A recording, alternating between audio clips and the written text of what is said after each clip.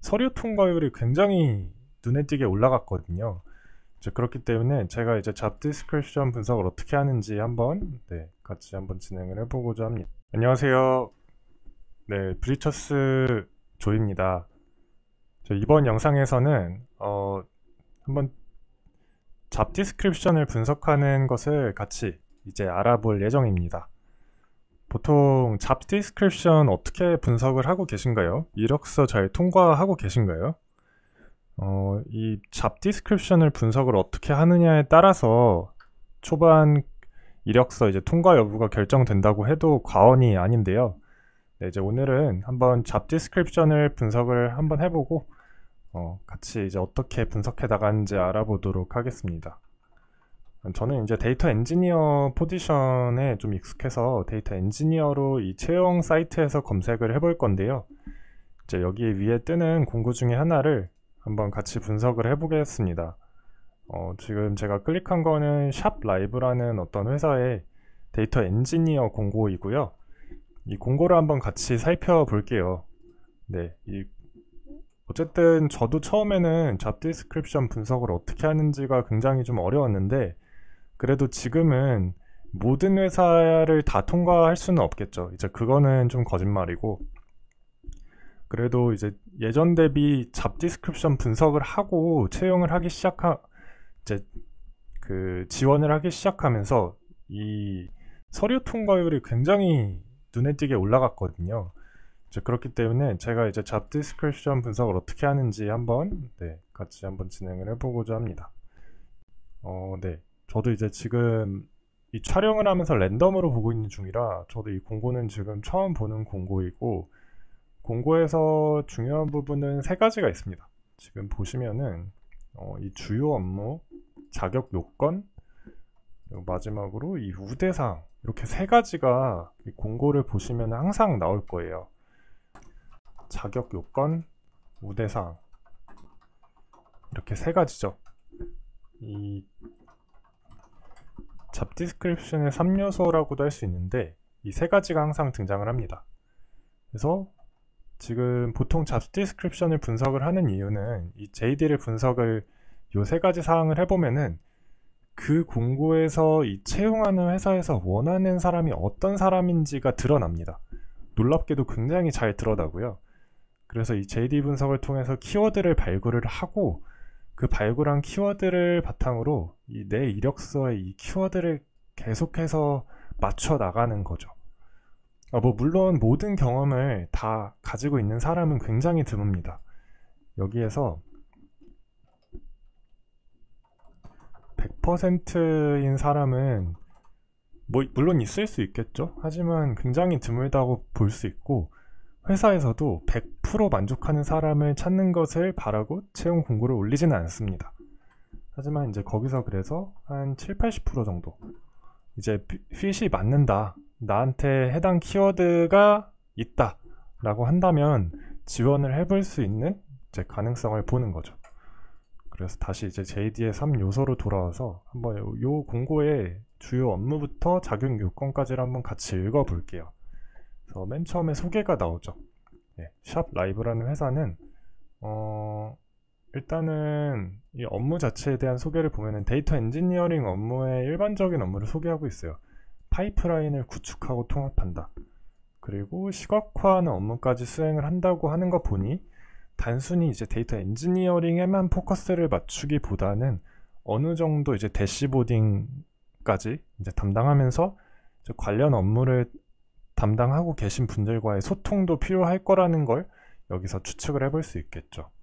네. 그리고 다음 문장 보면은 데이터를 통한 인사이트 도출과 비즈니스 기여. 네. 또 나오고 있죠. 이 비즈니스 기여까지 이제 어떤 키워드로 쓰고 있다는 것은 이 포지션이 어떤 포지션인지가 이 두 문장에서 벌써 보이는 것 같아요. 정말 기술 기반으로 하드하게 데이터 플랫폼을 구축하는 어떤 기술자를 기대한다기보다는 데이터 엔지니어링에 대한 기술도 알고 있지만 어느 정도 비즈니스 사이드에 대한 이해도 좀 있는 사람을 원하고 있다는 걸 여기서 벌써 파악할 수가 있게 되겠죠. 네. 그래서 주요 업무에서 파악해 보자면 파이프라인, 그리고 시각화, 비즈니스, 뭐 이런 키워드들이 나오고 있죠.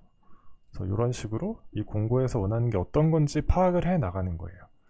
다음 걸 보면은 기술적 기여뿐만 아니라, 즉 기술은 일단 베이스가 되어 있어야 되는데 이 소규모 팀의 운영이랑 리더십을 통해서 조직 방향성을 함께 만드는 것을 목표로 한다라고 적혀 있죠.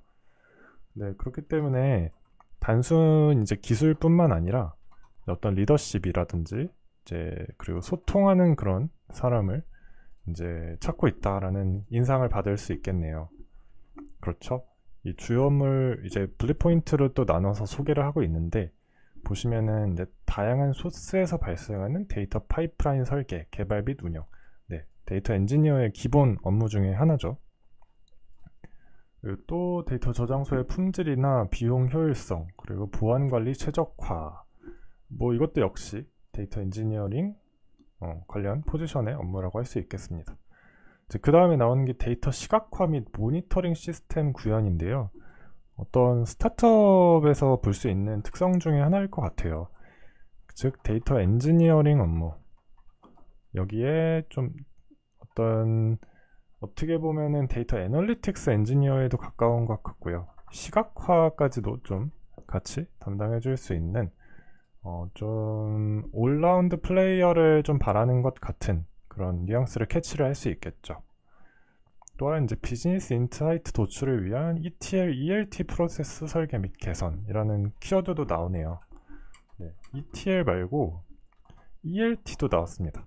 네, 이 둘의 차이점은 이제 지금 이 영상은 잡 디스크립션을 분석하는 것이기 때문에 ELT가 뭐고 ETL이 뭔지 이걸 다 알 필요는 없습니다. 다만 일단은 ELT는 좀 상대적으로 최근 나온 개념이라 ETL이 좀 전통적인 방식이고 ELT가 최근에 이제 좀 새로 나온 방식 중에 하나인데요. 그래서 만약에 이제 데이터 엔지니어링 포지션을 찾으시는 분이라면은 요 ELT가 뭔지를 알아야 한다는 거죠. 면접에서 이제 물어볼 수 있겠죠. ETL과 ELT의 개념적 차이는 뭐냐, 뭐 이렇게 물어볼 수도 있기 때문에 뭐 잡 디스크립션 분석을 하다 보면은 추후에 이제 면접 질문도 한번 예상을 해볼 수도 있게 되는 거죠. 그렇고 다음을 보면은 분석가 그리고 제품 관리자 등 다양한 직무의 동료와 협업해서 데이터 기반 문제를 해결한다. 협업이라는 키워드가 나온 걸 보면은 저희가 이제 예상했던 대로겠죠. 이제 이전에서도 이런 대시보드라든지 시각화 관련한 얘기가 나왔었는데 데이터 엔지니어지만 굉장히 많이 협업하는 포지션인가 봐요. 그래서 어떤 이제 경험에서 이제 어필할 때 조금 더 내가 현업 담당자들과 이제 협업을 통해서 업무를 해본 경험이 많다, 이런 것들을 어필할 수 있다면 뭐 네, 서류 스크리닝 단계를 통과할 가능성이 더 이제 올라가겠죠. 그리고 여기 위에서도 나왔었는데 소규모 팀의 운영과 기술적 리더십과 연결되는 부분 같아요. 여기가 보시면은 주니어 데이터 엔지니어의 멘토링 및 코드 리뷰, 그리고 기술 의사결정까지, 즉 어느 정도 이제 리더십 있는 리더십인데 이제 기술적 리더십이 좀 필요한 직군이구나 라는 것을 좀 파악해 볼 수 있겠습니다. 네, 아래 이제 맨 마지막 포인트도 비슷한 포인트겠죠. 그쵸, 지금 주요 업무만 저희가 살펴봤는데도 어떤 이 공고에서 바라는 뉘앙스가 좀 다 이제 드러났어요. 그쵸. 자격 요건을 보시면은 조금 더 그게 더 선명해질 것 같은데, 보겠습니다. 맨 처음에는 컴퓨터 관련 학과의 학사 이상 학위를 이제 조건으로 두고 있네요. 이 경우에는 채용하시는 분들이 여러 이제 분들을 이제 스크리닝 검토를 하시겠지만 그래도 최소한 학사 자격을 두는 이제 공고라고 볼 수 있겠어요. 네. 그래서 학사 이상 학위가 필요하다고 하는 이제 조건을 하나 이제 깔고 가는 거고, 선호하는 조건인 거죠. 데이터 엔지니어링 분야에서 이제 5년 이상 경력이 있으면 좋겠다. 즉 단어들이 이제 하나하나가 이제 의미를 두고 이제 쓰는 단어인데요. 경력이라고 했기 때문에 네, 어떤 아무래도 뭐 경력이라고 한다면 이제 회사에서 재직을 데이터 엔지니어 관련 이제 업무로 한 사람을 찾겠다, 이런 식으로 좀 해석을 할 수 있게 되는 거죠. 그리고 SQL 숙련도 및 RDBMS 운영 경험, 이렇게 적었습니다. 그래서 SQL 숙련도라고 적었기 때문에 SQL은 좀 잘했으면 좋겠다, 뭐 이런 의미고요. 운영 경험이라고 적었기 때문에 이제 사용 경험이 아니라 운영 경험인 거죠. 직접 붙어서 사용을 한 게 아니라 RDBMS를 좀 운영하는 이제 어드민 이제 딴에서의 경험이 있느냐, 이제 이런 포인트를 미묘하지만 좀 짚을 수 있겠습니다. 그래서 SQL은 숙련도가 좋아야 되고, 그리고 RDBMS의 이제 어드민 사이드 경험이 있어야 되는 거죠. 운영 경험이니까. 왜냐면 사용하는 사람이랑 이 DB를 운영하는 거랑 좀 고민하는 포인트가 굉장히 달라져요. 이 트러블 슈팅도 해야 되고, 이제 사람들 권한 관리도 해야 되고, 이제 그런 것들을 총칭하는 어떤 포인트라고 할 수 있을 것 같고요. 다음 보면은, 그리고 파이썬, 자바, 스칼라 중 하나 이상의 프로그래밍 언어 숙련, 네, 잘했으면 좋겠다라는 단어인 거죠. 그래서 저도 세 개 언어 중에 하나를 좀 숙련도 잘한다 라고 말할 수 있다면 이제 한번 지원을 고려해다오, 뭐 이런 뜻일 것 같고요. 프로그래밍 언어. 네, 그 다음으로는 이제 빅쿼리, 레드시프트, 스노우플레이크 등 이 데이터 웨어하우스 솔루션에 대한 숙련이라고 적어놨습니다. 경험이 아니라 숙련이죠. 결국 이것도 잘했으면 좋겠다 라는 뜻일 거고요. 데이터 웨어하우스에 대한 숙련도를 이제 요구하고 있고, 이 아래로 내려오면 단어가 달라집니다. 보시면은 이 위에까지는 이제 지금 숙련이라고 적혀 있었죠. 요거는 잘했으면 좋겠다라는 뜻이에요. 근데 아래 보시면은 이제 그 에어플로우 워크플로우 도구에 대한 사용 경험이라고 적어놨는데, 이거는 경험, 사용 경험. 네, 즉 이제 RDBMS를 아까 봤을 때는 요 DB는 운영을 이제 해본 경험을 이제 요구했었는데, 에어플로우는 사용 경험을 요구하죠. 그러니까 이제 다른 사람이 구축을 해놓은 것 위에서 사용을 했어도 이것은 상관이 없다라는 식으로 저희가 뉘앙스를 캐치를 할 수 있을 거고요. 위에서도 계속해서 이제 대시보드에 대한 얘기가 나왔었기 때문에 보시면은 이런 루커나 태블로가 이제 대시보드 제품군이거든요. 이제 구글 제품이 루커고 태블로는 따로 별도의 제품인데, 대시보드를 통해서 시각화를 해본 경험이 있느냐라는 것을 이제 사용 경험이라고 적었습니다. 그래서 역시 사용을 해봤다라는 걸로 이제 어쨌든 충분하다라는 뜻이겠죠. 네, 여기까지 보면은 저희 위에서 이 주요 업무에서 봤던 게 바로 이 자격 요건에 다 녹아 있는 것을 알 수가 있죠. 결국엔 이런 데이터 엔지니어링에 대한 기초 기본기가 탄탄하신 분이고, 그런데 거기에서 이런 기술적 리더십이나 협업이 있었으면 좋겠다는 부분이 이 대시보드 시각화 경험으로 이제 드러나고 있습니다. 또한 여기 보시면은 아래 나와 있죠. 조직 간 협업 능력을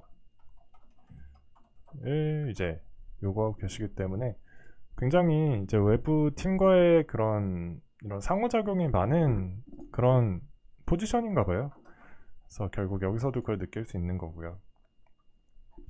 그리고 마지막으로 이제 우대사항입니다. 이제 우대사항 같은 경우에는 지원을 하시기 전에 이러한 사항이 꼭 없어도 지원은 하실 수 있겠지만, 그래도 이런 부분이 있으면 더 좋다, 뭐 이런 포인트들인 거죠. 결국에 우대사항에 있는 키워드들도 최대한 저희가 추출을 해서 저희의 이력서에 녹이는 게 중요하다고 할 수 있겠죠. 그래서 보시면은 하둡, 스파크, 카프카 등 분산 처리 프레임워크 활용 경험은 우대사항으로 지금 여기서 빼두었습니다.